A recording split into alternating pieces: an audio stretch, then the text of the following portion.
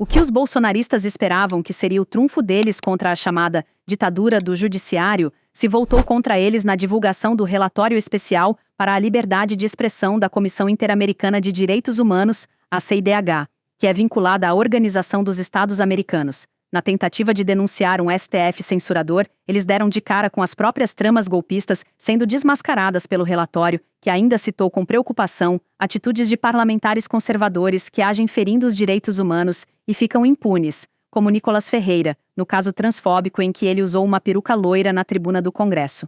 O relatório foi uma resposta aos pedidos feitos pelos próprios deputados da oposição, que receberam entre os dias 9 e 14 de fevereiro deste ano uma comitiva da Relatoria Especial para a Liberdade de Expressão, a RELI, para denunciar o que chamavam de Estado censurador, ditadura da toga e similares. A missão foi conduzida pelo relator Pedro Vaca Villarreal, que, junto de integrantes da RELI e da Secretaria Executiva da CIDH, visitou Brasília, São Paulo e Rio de Janeiro.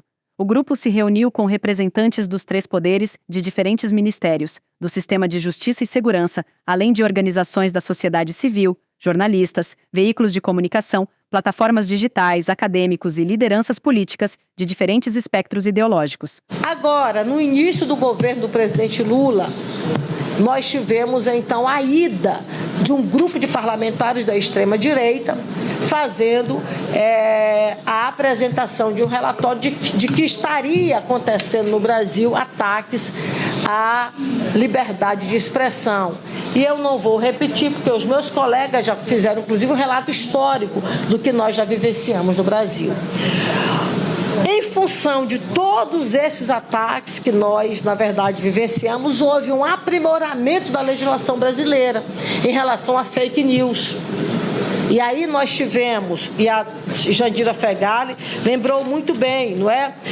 Eu diria, uma substituição da Lei de Segurança Militar, que é uma lei que data do período da ditadura militar no Brasil, para que nós pudéssemos brecar o avanço de fake news no Brasil.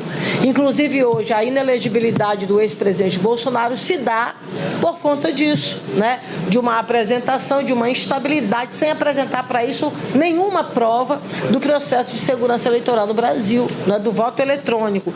Então, esse aprimoramento da fake news, da lei da fake news, ela se deu para brecar esse avanço da fake news, porque a mentira, ela evidencia o que nós acompanhamos aqui no 8 de janeiro. Então, esse é um cenário que nós vivenciamos no Brasil. O resultado, no entanto, frustrou os bolsonaristas.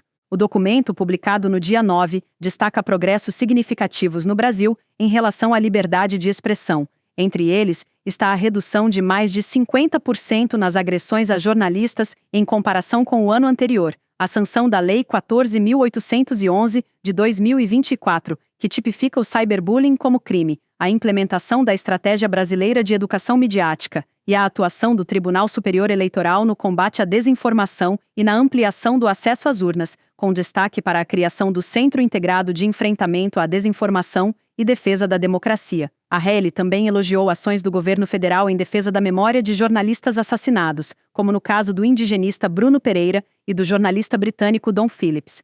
O STF, que era o foco da denúncia dos bolsonaristas e para o qual se queria chamar a atenção, recebeu pouca atenção, com casos pontuais de publicações feitas por jornalistas sendo criticadas, mas outras atuações reconhecidas com mérito. O maior destaque, nesse sentido, foi a tensão entre o judiciário brasileiro e a plataforma X, que descumpriu ordens judiciais e chegou a ser suspensa no país.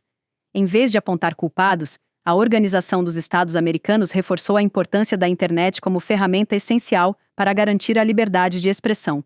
Ao mesmo tempo, alertou para os riscos do uso das redes sociais na disseminação de ataques à democracia. Já na outra ponta, o que foi considerado retrocessos atingiu em cheio o núcleo conservador do parlamento. Um dos pontos mais graves do relatório refere-se à normalização de discursos discriminatórios e autoritários no Congresso brasileiro. O deputado federal Nicolas Ferreira é citado como exemplo emblemático. Após proferir declarações transfóbicas da tribuna da Câmara, Nicolas teve ações arquivadas pelo ministro do Supremo Tribunal Federal André Mendonça, com base em parecer da Procuradoria-Geral da República. A RELI questiona a interpretação ampliada da imunidade parlamentar nesses casos, alertando que ela pode servir como salvo-conduto para ataques a grupos vulnerabilizados, enfraquecendo o Estado de Direito e deslegitimando o sistema de proteção dos direitos humanos. O documento é claro: imunidade parlamentar não pode ser confundida com impunidade institucional para discursos que incitam o ódio, a discriminação ou o golpismo. Para Arreli, a omissão de instâncias do Estado com esse tipo de conduta representa um risco concreto à democracia, reforça o documento. Em outra crítica direta à atuação da extrema-direita dentro da Câmara, o relatório cita o Projeto de Lei 2630 de 2020, o chamado PL das Fake News. O documento critica o recuo do Congresso, particularmente de Arthur Lira, que era presidente da Casa, diante das pressões de grandes plataformas digitais e grupos políticos conservadores. Para Arreli, é necessária a aprovação de uma legislação que garanta a transparência, combate à desinformação e proteja a liberdade de expressão, sem ceder à chantagem empresarial ou partidária.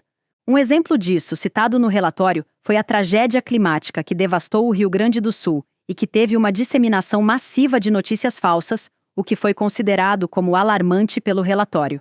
Diante desse cenário, a relatoria elogiou a assinatura de um acordo entre o STF e as principais plataformas de redes sociais, como YouTube, Meta, Google, Microsoft, Quai e TikTok.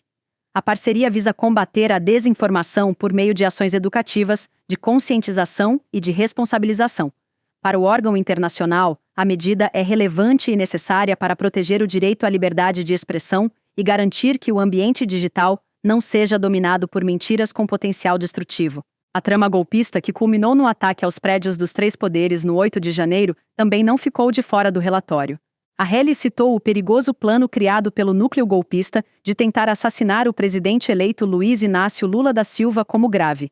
O planejamento, segundo as investigações, teria ocorrido em dezembro de 2022, às vésperas da posse presidencial, e também mirava o vice-presidente eleito Geraldo Alckmin e o ministro do STF Alexandre de Moraes. O suposto complô, articulado por militares incluindo um ex-ajudante de ordens de Jair Bolsonaro, teria como objetivo manter o ex-presidente no poder, em um ataque direto às instituições democráticas do país. Paralelamente, a relatoria recebeu denúncias sobre um vasto esquema de espionagem ilegal, conhecido como vigilância estreita, operado por uma estrutura parapolicial informal. De acordo com informações recebidas pelo órgão, mais de 30 mil pessoas teriam sido monitoradas clandestinamente, com dados armazenados ilegalmente em servidores situados em Israel. Entre os alvos da vigilância estariam autoridades de alto escalão, como o presidente da Câmara dos Deputados e ministros do Supremo Tribunal Federal. A gravidade do caso levou o Sindicato dos Jornalistas Profissionais do Estado de São Paulo, a Federação Nacional dos Jornalistas e a Associação Brasileira de Imprensa a apresentarem, em fevereiro de 2024, uma petição ao Supremo Tribunal Federal solicitando a divulgação dos nomes de jornalistas espionados pela chamada ABIN paralela. Esses episódios, segundo a relatoria, configuram uma ameaça sistêmica ao Estado Democrático de Direito e mostram como a liberdade de expressão pode ser afetada nas mãos de grupos fundamentalistas.